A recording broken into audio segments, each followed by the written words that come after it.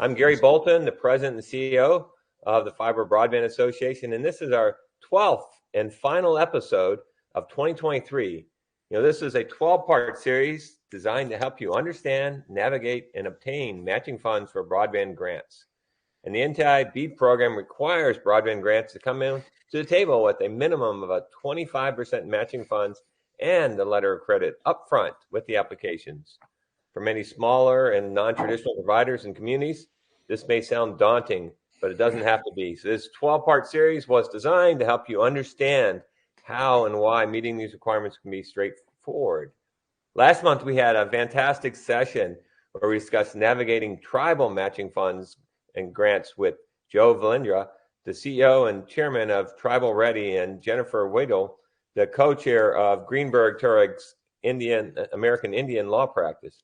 It was a great episode where Joe mapped out some strategies to minimize or even avoid matching funds by partnering with a tribal opportunity.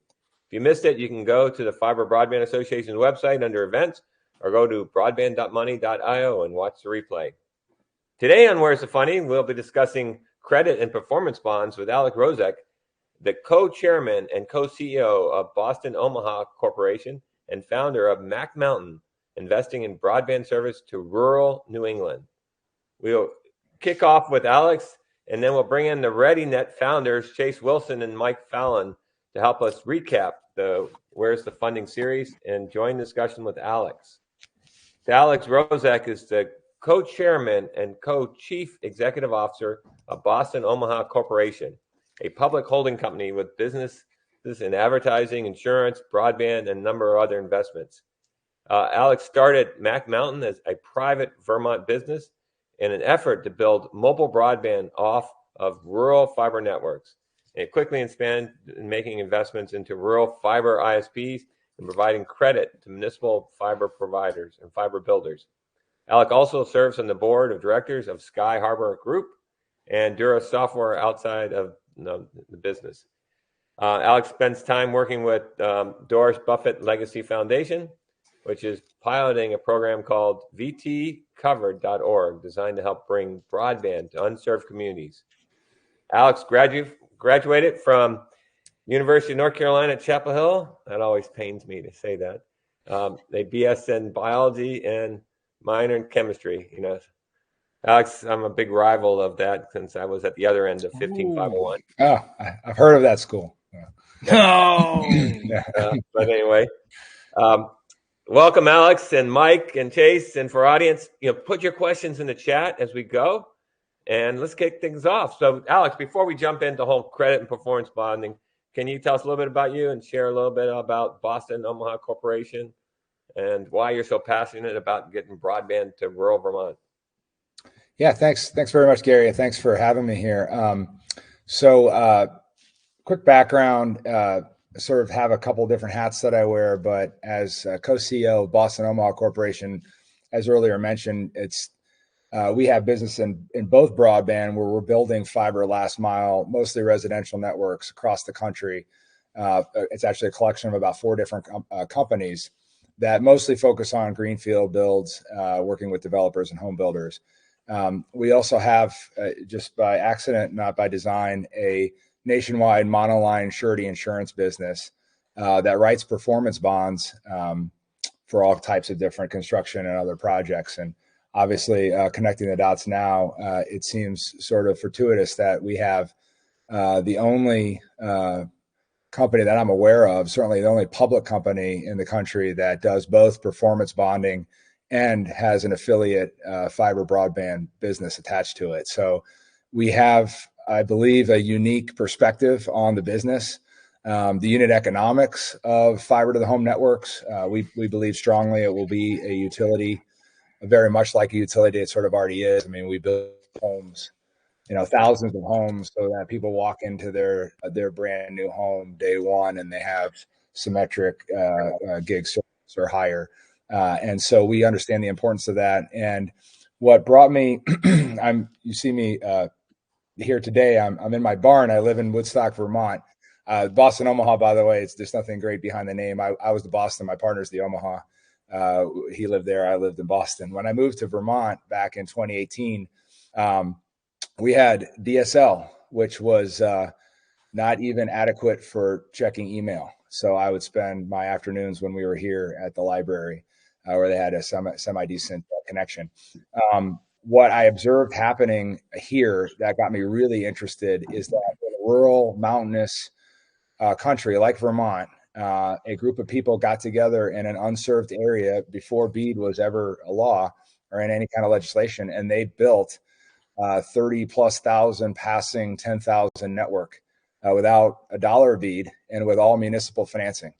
And I was so interested in it that, because we were doing this in our normal day jobs at BostonOmaha, I remember looking at the per passing cost, thinking, how could they ever make this happen? It's over $6,000 per passing. Like, we wouldn't even come near a project at the company on that. It's just the economics are nearly impossible. And yet here I am talking to you over an all fiber connection in Woodstock, Vermont, and they're thriving, and not only thriving, but solidly profitable and have financed entirely with revenue bonds.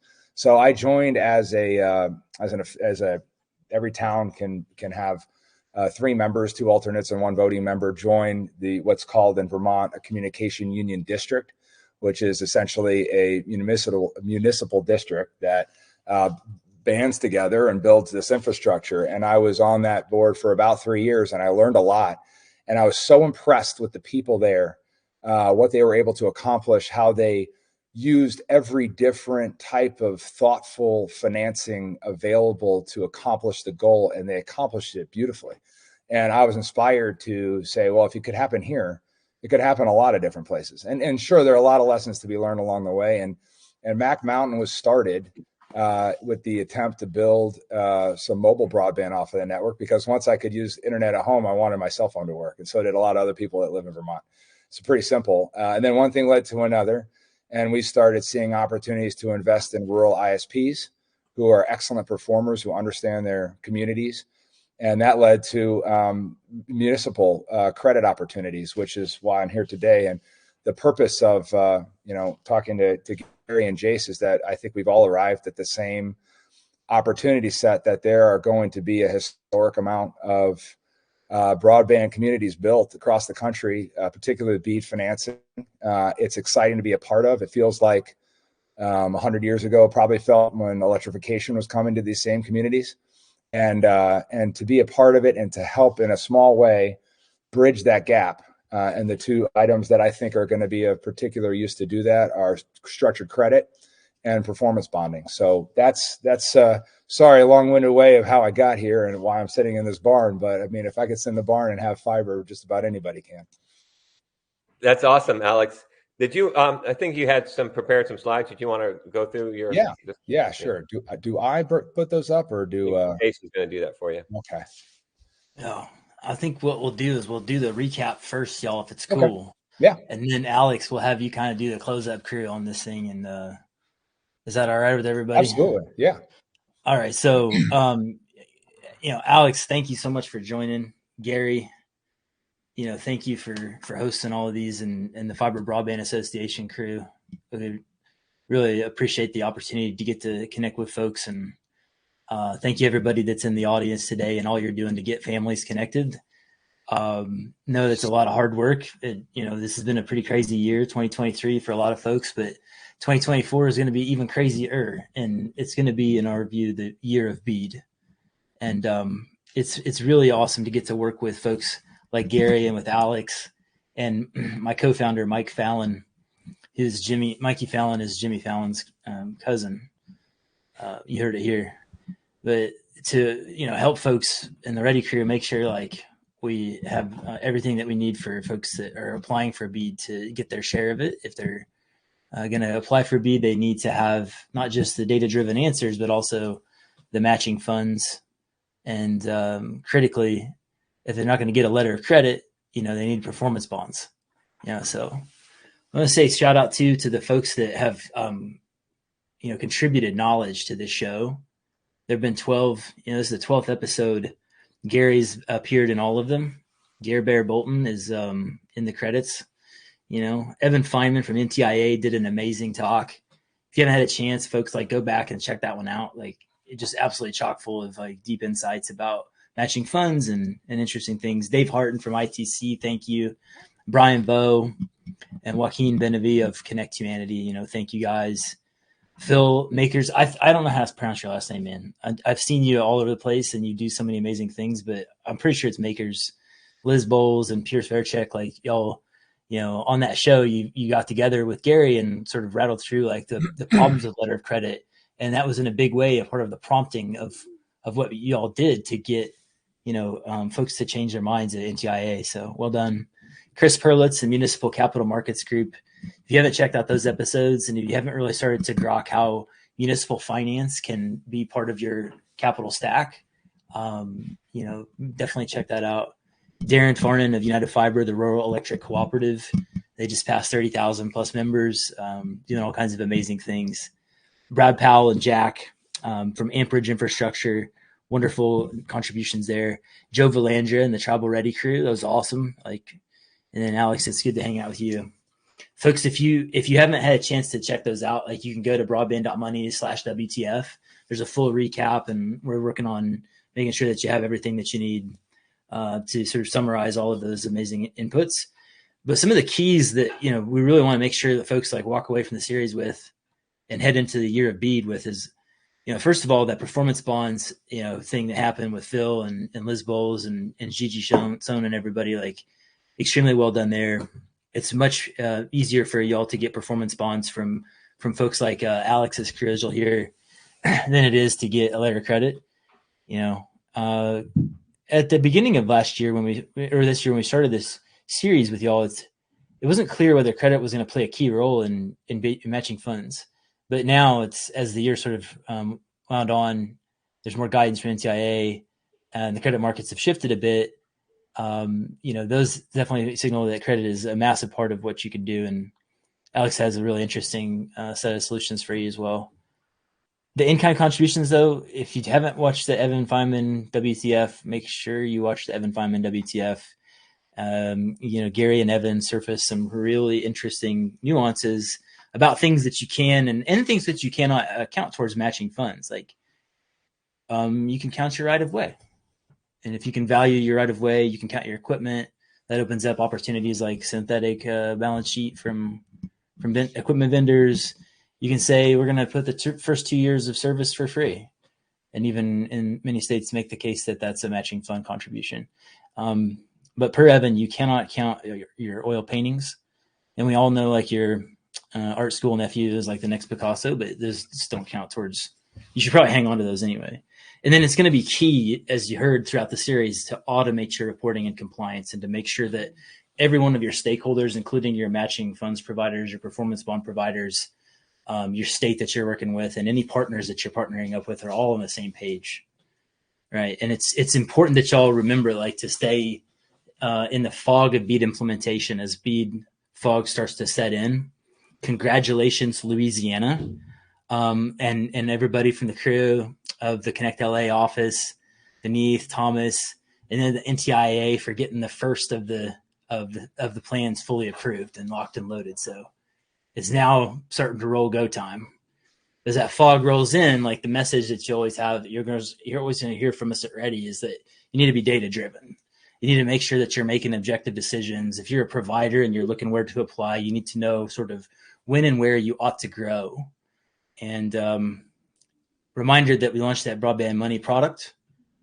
It's available to y'all. If you haven't registered and enrolled already, there's I know many of you are already enrolled. There's over 3,000 applicants at the starting line for BEAD in that system, seeking north of $30 billion, covering 50 states and 4 of the territories. And the intention there is that it's everything that you need in a single place, like the data-driven answers and insights that you're going to need, the matching funds, components, performance bonds, all the data that you need to include, inviting your team and doing geospatial analysis, and then even getting like the PE sign-offs that you're going to need to go through the BEAD process. It's all there.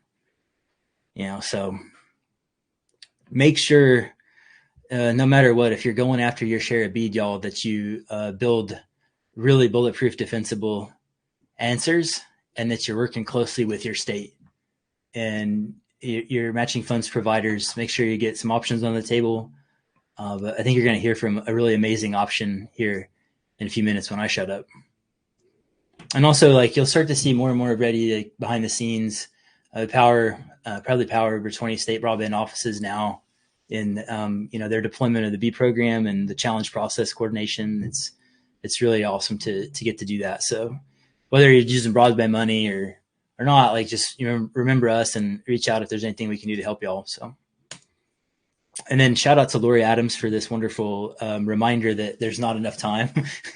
Okay, so in this case, what we're looking at is the fact that, Louisiana's BEAD implementation and application period will start in earnest in just a few weeks. And then other states will be following suit. And that's great. But for most applicants, you've got about a 6 months worth of work that you got to be doing ahead of submitting the application, including getting your matching funds lined up and including getting your performance bonds lined up. And you might say, well, that's crazy because my state hasn't even finalized its volume 2. And you would be right. But there's that adage about building the plane while you fly it. And you, as an applicant, really need to start and think of that mindset if you're going to go after your share of BEAD. And you need to remember that if you're not going to go after your share of BEAD, somebody is going to go after it.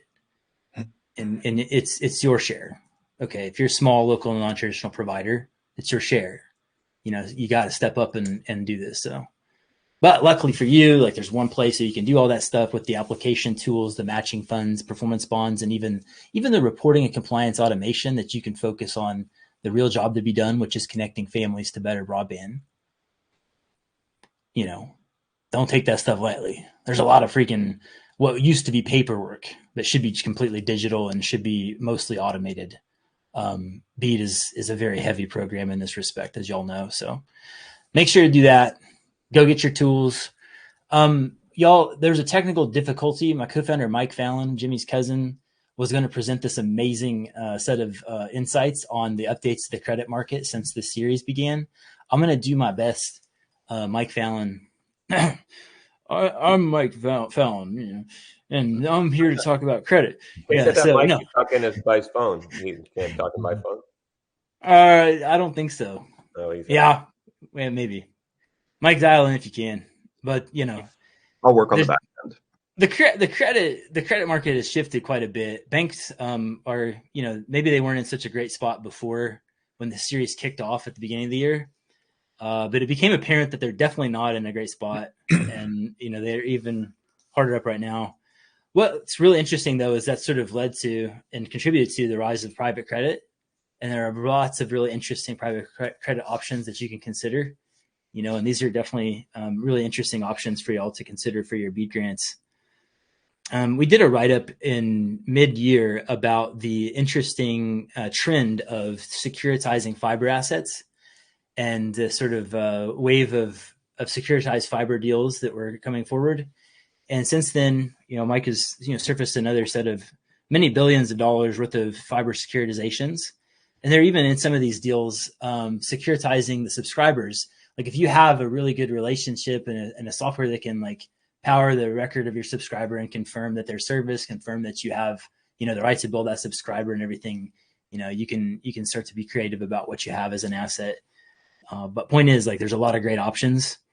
And then up there at Vermont, EC Fiber, amazing. Vermont, again, setting all kinds of precedents for the nation to study. The EC Fiber crew getting the first bond rating for revenue bond. That's amazing. That's awesome. That's a new and signals oncoming interesting opportunities. So, folks, I'm going to turn it over to Alex, but I do want to say it's really awesome that he's in a barn with fiber. And as you get to know Alex, it's really awesome to get to hang out with Alex.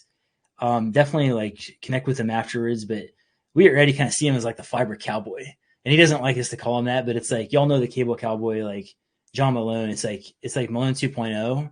And so it's really cool that Alex, you're in a barn with fiber, and I'd love to turn it over to you. So thanks a lot, Jace. Appreciate it. Well, that's a lot to live up to, obviously. But is an exciting time. And I think makes the case to some extent of there's so much to be created and so many creative options available. That sort of walkthrough that Jace just did, and where you've seen traditional financing maybe not be available. Usually when you think of getting a loan, you go to a bank. But for a whole host of different reasons, interest rates, regulations, it's very, very difficult, if not impossible, for banks to finance early stage fiber construction projects, especially ones where materials, design, make ready are really the stage that the particular business is in or the municipality. And so it's just become prohibitively expensive for the banks to do that. And that's another big reason why private credit and bead bonding have such a huge role to play. So this slide was really just to illustrate what I think most people that are watching this know, that both the matching funds, if you were to have a theoretical $100 million project cost, the matching funds and the letter of credit could be prohibitively expensive from a use of capital perspective. Surety bonds, I'll talk about that first. Our surety business at BostonOmaha, it's a really interesting, surety, people are not usually familiar with surety. It's the only type of property and casualty insurance where you have three parties. You have the surety who's providing the guarantee in effect for something to happen. You have the principal who is required to get the surety, and you have the obligee who's requiring the principal to get the surety. So you have this three-party system, and the whole purpose is that if a project doesn't happen for one reason or another, the surety is there to provide the financial guarantee through the insurance or to find an alternative provider to complete the project. And every type of project you can imagine is bonded in one way or the other. Private and public, and is done in normal course all the time. So back in earlier this fall, when I saw the letter go to the NTIA with 300 people signed on, a number from Vermont as well, asking for performance bonds in lieu of a letter of credit, I immediately called Dave Herman, as I hope you all do as well at some point down the road. And you'll be able to do it through broadband.money. And said, look, this is a huge opportunity. We're the only surety in the country. We're the only public surety company for sure, but but probably the only surety business nationwide who also is in the broadband business. And we understand broadband builds. We understand how much capital it takes. We understand the timing of the construction. We understand the performance completion. And we'll get to a slide later that shows, NTIA understands that too. And I think the options for bead bonding really just come down to capital efficiency. Rather than tying up a significant amount of money in a bank for a letter of credit or tying it up all in matching funds, you can pay a fraction of that as the premium for the bond. And even then, if you have a surety that understands how these projects work, you can break the pieces of the project up into pieces so that your overall amount of bonding is smaller and the cost to you is smaller. And again, I can't say this enough. The fact that something like broadband.money exists allows this to happen because you need accurate reporting on projects and the status of the projects to make sure that you're moving through the different stages for bonding. Credit is switching to credit is Mac Mountain. It's the private business. We have done private ISP financing, and just to take it exactly what we've already done, so it's not in the theoretical. There was a private ISP up here building fiber, both in Vermont, New Hampshire, and Maine, and we came to a investment with them that I don't think you could go to a bank and usually get a zero coupon revolving senior promissory note. I mean, the point of that is not to sound complicated. The point is we wanted to fit the credit for what the project and the company needed. And that's what I hope, if nothing else, besides knowing that bonding is out there and knowing that credit is out there. If you leave here today watching this and wondering if there is credit out there, I'm happy to tell you there is. I don't believe there's going to be any shortage of capital looking for opportunities in broadband infrastructure projects. What I think the limiting factor is going to be is how to structure it. And are you working with a partner that understands broadband? And are you working with tools that will allow you to really be the most efficient with your capital as possible? And if you're working with broadband.money, and if you're working with private credit who understands broadband, or sureties that understand broadband, you've checked all those boxes. So I just want to also point out this is just the tip of the iceberg of different things that are available to municipalities. And what can you do if you're a municipality? That's on the next slide. I'm sitting here, like I said, in the barn, a proud, happy customer, a resident of Woodstock, and a proud customer of East Central Vermont Telecommunications District, which was known as EC Fiber. And this isn't meant to provide you, to study. This is all public information. You can pull it right off the website. You can actually see the most recent offering memorandum from their, I think it was like a $7.5 million bond issuance they just did. And it was just, as Jace mentioned, it was just rated. It's the first municipal issue that's ever supported entirely by broadband revenues, not by any taxable authority, but by the broadband revenues of the project. And this is EC Fiber is tremendously, there's all the credit for the people in the community that have pulled this together from nothing to something, like I said earlier, with 30,000+ passings, 10,000 customers, growing and cash flow positive, solidly cash flow positive and growing. And that's a great, and I will say, done without $1 of BEAD. So there are options out there. And if you have the right tools, you can go after them. And you can build. This can happen. This is to answer Gary's question early on. This is what inspired me to even get involved in the first place. Of what, if it could happen here, it can pretty much happen everywhere. There's a couple more slides if we want to go on talking about performance bonding too. I think the idea there is just that big picture. Broadband.money is a platform for many, many different things, but to the extent that it's a platform for performance bonding, all the information that will need to be collected about a project, the financials, the business plan, how it's executed, what stages those execution are going to go in, if it's aerial, if it's underground, if it, all these different attributes that create the conditions where you determine what your cost and your timing are going to be. If you're using a platform that has the automation and the detail that Broadband.money has, I think you'll be in a position where you'll find yourself able to do performance bonding much easier, and able to work with a partner like BostonOmaha, and which is beadbonding.com is kind of our placeholder site right now until we get this up and running. But really, where we hope to find these tools will be on Broadband.money, and hopefully it's just the press of a button, so you don't have to reapply with all the same project financials, business plan. That if you're not using the platform, you might have to apply, again, and fill these forms out. This is, by the way, what we liked at BostonOmaha about the opportunity in surety. Surety is the smallest of all the lines of property and casualty, maybe like $6 billion of total premium out there a year. It's nothing like homeowners or auto or something like that. It's much smaller, but it's still, a lot of the business is built off of paperwork. Arduous paperwork that is duplicative, difficult to measure, difficult to maintain and update and refresh.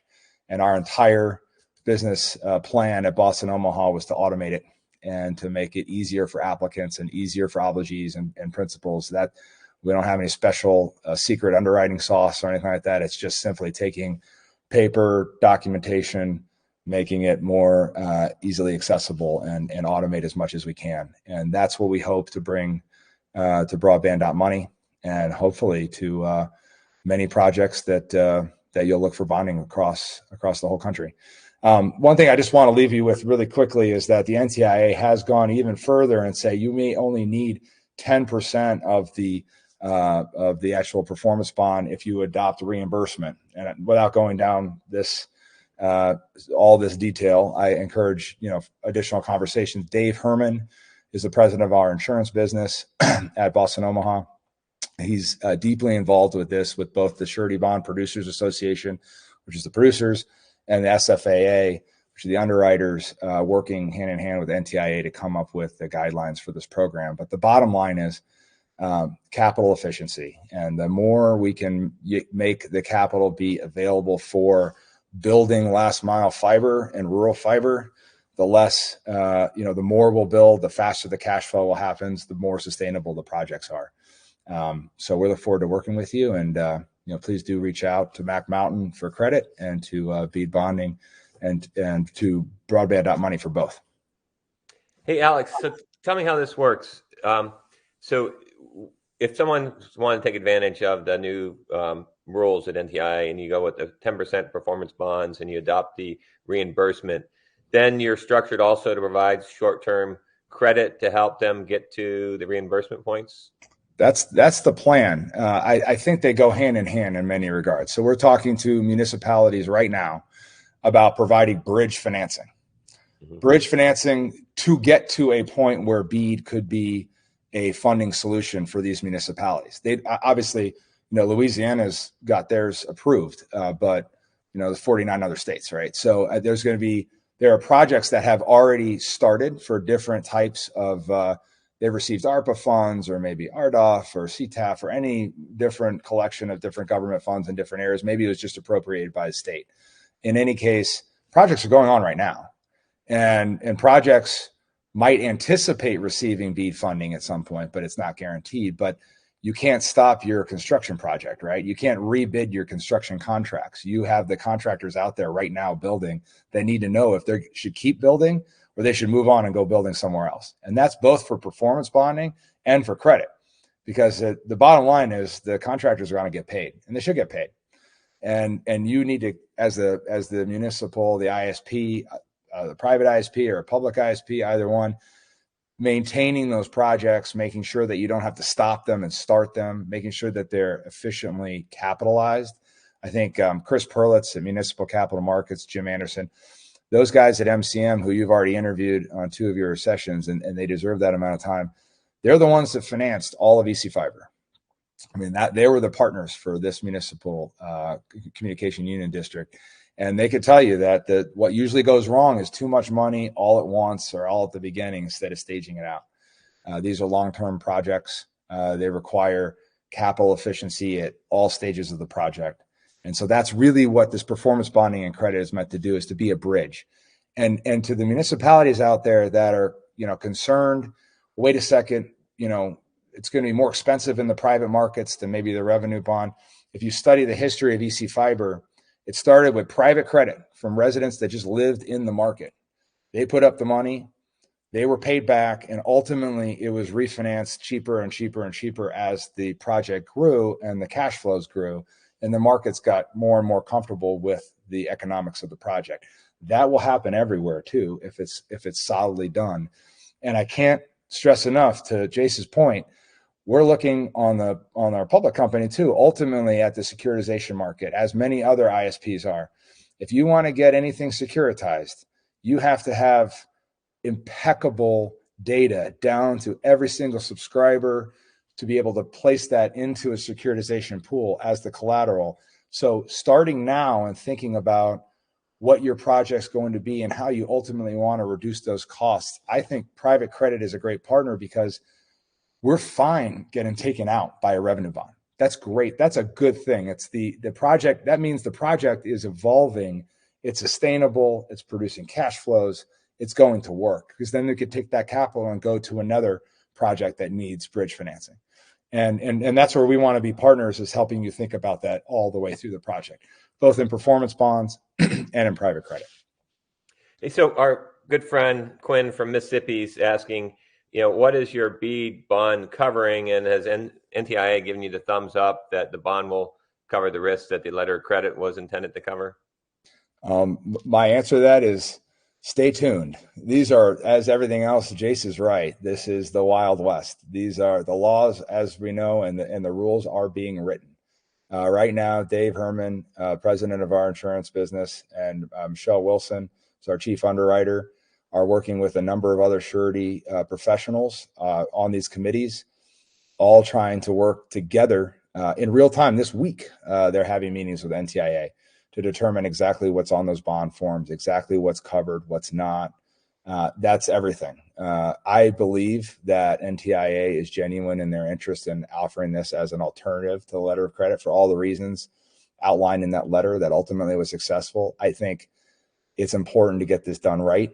The answer is nobody knows yet, but I also believe that it will get done. And when it gets done, come back to broadband.money.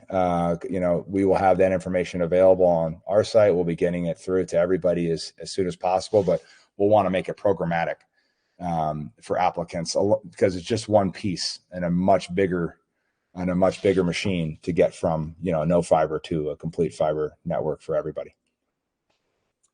All right. So basically, everybody needs to be making sure that they're being capital efficient on these projects, get the tying up money, letter of credit doesn't make any sense. Try to leverage these new rules we have with NTIA, get the 10% bond, do some coverage on your short term to get to your reimbursements. And then as you start to service your debt and get some revenue flowing, you redistribute this funding to the next guy. Is that the quick summary? That's right. And I'll say another excellent example of this is Maine Connect Authority, which works in the state of Maine, similarly to the Vermont Community Broadband Board in Vermont, who's thinking about how to disperse federal money and what the guidelines are going to be, has been very thoughtful about thinking about breaking projects up and then understanding how to know at what stage the project's in and then when to release funds of a grant when that stage is completed. This reimbursement, that 10% performance bond for states that adopt reimbursement, as you might imagine, reimbursement is going to be conditional upon the completion of that stage of the project. So if it's the design phase, when is that done? Who makes sure that that's done? Then the funds are released. Then you could be released from that bond, meaning you pay a lot less for that bond to cover that one particular stage. That's being capital efficient. Instead of bonding the entire project, you can bond just that one phase. Then you would maybe do make ready. Then you would do the installations. And where Maine's very thoughtful about that is to the extent that they can be efficient and understanding that these projects are being done in these phases, it'll make it a lot easier for the providers to then be capital efficient themselves. And I think if you have a state that's thinking very forward like that in Maine and Vermont, that's excellent. Many states are. And I think one of the most forward-thinking things you can do is, and I believe this wholeheartedly because we're excited to work with them, is work with Broadband.money. You need that automated reporting, that how you would think about the project being broken up in stages, and then to the best of your ability, limiting the time being spent on filling out forms and knowing whether or not the project is compliant. If you can do that over a platform, that just makes a lot of sense. Alex, this is great stuff and very timely. I mean, couldn't be more important. And as Chase says, I love seeing you in your barn. It just warms my heart to see that we're getting the nation connected with fiber. And Ben did a great job of putting together the recap. So if you want to guys see previous episodes, you can go in the chat there and you can see how to get there. Really appreciate it. And then big shout out to our buddy Drew Clark, who did a full recap. He had a link to that. So please check that out. So Alex, thank you very much. Chase, any parting words? Unmute. You're muted, just so you know. Oh man, I'm gonna get that tattooed on my forehead. I'd say thank you, Gary Bear Bolton, for all you did, and Fiber Broadband Association for all you're doing to help fiberize the nation, and folks that are on the call, thank you for making time. And Alex, thank you for joining and for all you're doing to get all the pieces of the puzzle in place. And if you have a couple extra minutes and folks have some more questions, like, you can stick around. I know Gary, probably you have to jet, but just want to say thanks everybody and happy freaking end of 2023, and excited to see a lot of you in 2024 in the year of beads. So all right, well, happy holidays, and I'll let you guys continue the conversation. Appreciate you, Gary. Thank you, Gary. So folks, does anybody else have any questions before we go?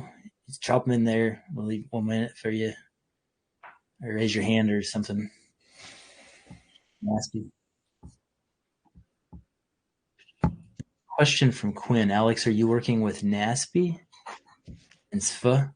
That's right. Yep. National Association of Surety Bond Professionals represents the agents, the producers, and then the Surety and Fidelity Association of America is the underwriters. So we get all our underwriting information about, it's aggregated by them every day. But those are the two organizations that Dave and Michelle are working with, and many others, by the way. Just so you know, it's not just us. We have, I think the chair is by the Liberty, as the general counsel, I believe, at Liberty. So sureties big and small are looking at it. Awesome. That's great. Anybody else have any other question before we go? All right, y'all. Thanks for joining, and have a wonderful rest of your 2023. We'll see y'all very soon. All right.